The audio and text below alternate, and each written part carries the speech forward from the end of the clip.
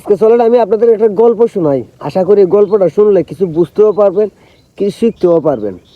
একটা পাহাড় ছিল, বিশাল বড় এক পাহাড়। সেই পাহাড়ে রাজা ছিল এক সিংহ। সিংহটা হঠাৎ করে একটা অ্যাক্সিডেন্ট কইরা তার একটা পাও নষ্ট হয়ে গেছে। আর ঠিক তখন ওই জঙ্গলে থাকা কুত্তা, বিলাই, শিয়াল, ওই আকাশে থাকা শকুন, কাক সবাই যুক্তি করলো যে এই সিংহটাকে মেরে ফেলতে হবে। এটাকে যদি আমরা মেরে ফেলতে পারি তাহলে এই সিংহর মাংস খাওয়ার পর এই পাহাড়ের মধ্যে যে নিরীহ প্রাণীগুলো আছে সবাইকে আমরা একে একে ধরে ধরে খাবো। কিন্তু ওই শিয়াল, শকুন আর নেকড়ের দল জানতো না যে এই সিংহকে বাঁচানোর জন্য এই পাহাড়ের মধ্যে কোটি কোটি প্রাণী আছে, যারা জানে এই সিংহ মারা গেলে এই জঙ্গলে থাকা সকল অসহায় প্রাণীদের অস্তিত্ব হুমকির মুখে পড়বে, তাদের জীবন ধ্বংস হয়ে যাবে। তাদেরকেও ওই শকুন, নেকড়ে, শকুনের দল কুড়ে কুড়ে চিড়ে চিড়ে খাবে।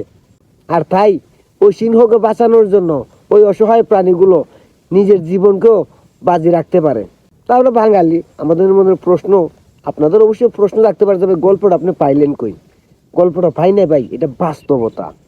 ওই পাহাড়টা হচ্ছে বাংলাদেশ, আর ওই সিংহর নাম বঙ্গবন্ধুর কন্যা শেখ হাসিনা। আর ওই শিয়াল, কুত্তা, নেকড়ে, শকুনের দল হচ্ছে সেই 1971 সালের পরাজিত শক্তি, পাকিস্তানি দালালদের অবৈধ সন্তান, 24-এর 90 রাজাকার, 71 বিরোধীরা। আর সেই অসহায় প্রাণীগুলোকে জানেন?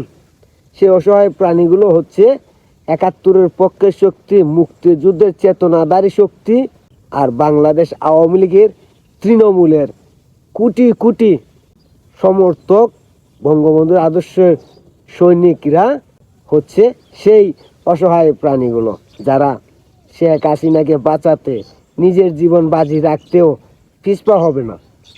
এরা শুধু এখন দেখতেছে সেই নেকড়ের দল আর শকুনের দল কতটুকু লাফাইতে পারে। এই লাফানি বেশি দিন টিকবে না, কারণ এটা বীর বাঙালির জাতি 1971 সালে প্রমাণ করছে। আর 2025 সালে আবারও এই 71 বিরোধী 90 রাজাকারকে পরাজিত করে প্রমাণ করে দিবে এই বাঙালি জাতি, বীরের জাতি কখনোই হার মানে না।